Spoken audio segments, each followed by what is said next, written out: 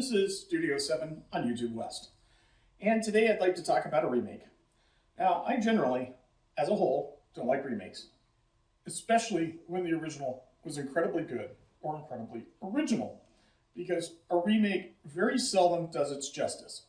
Take, for example, the new version of The Magnificent Seven.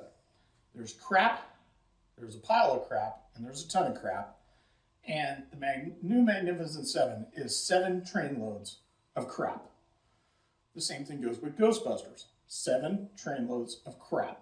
If you can't do it right, if you can't do it with flair, if you can't do it with honesty, please don't do it. Today, though, I'd like to talk about a movie called The Thomas Crown Affair with Pierce Brosnan, Rene Russo, Denis Leary. And it's a 1999 movie.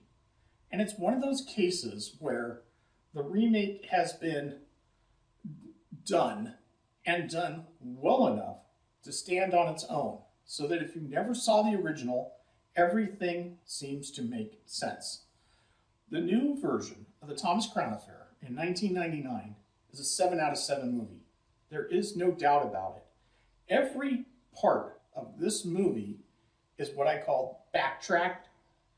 It's supported as each scene goes along. In other words, when it was filmed, the director decided that if it wasn't filmed quite right, he'd be willing to reshoot certain scenes or redo certain lines or re-look at certain music in the rushes, which are the dailies that each movie is done. They used to call those rushes. You shoot all day, the director reviews them at night, and go back and redo it to make it just that much better.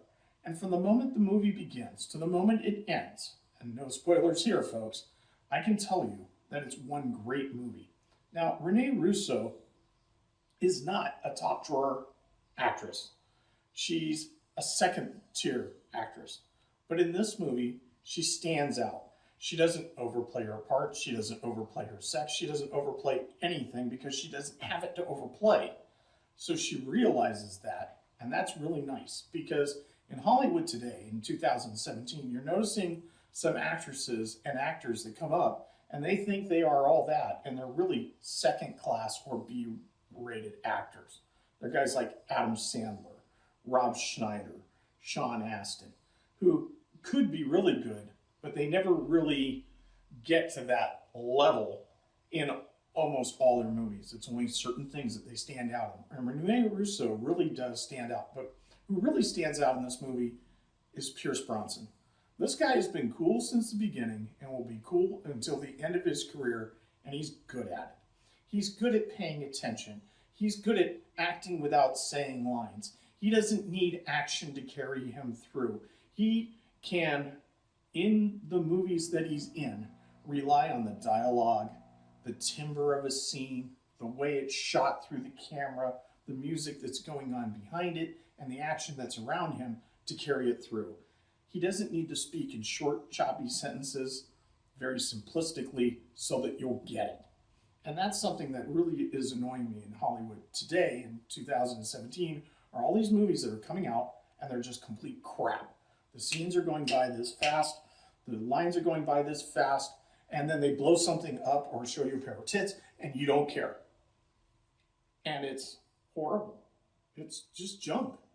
And one of the reasons why I started my channel was to bring you back to these other movies, these movies that you're finding on Netflix, these movies that you're finding on Hulu, and remind you again that there's better stuff out there. We'll be discussing the original, which is with Steve McQueen and Faye Dunaway, and is done in the late 60s. And it's a different style of movie, because remember, in the 90s, we have different technologies that we didn't have then. We have digital, they didn't. So the movie itself, again, stars Pierce Brosnan, Rene Russo, Denis Leary. Music's by Bill Conti. He's awesome. And then the screenplay is by Kurt Wimmer and Leslie Dixon. And this movie was actually produced by Pierce Brosnan because he really wanted to take a shot at it.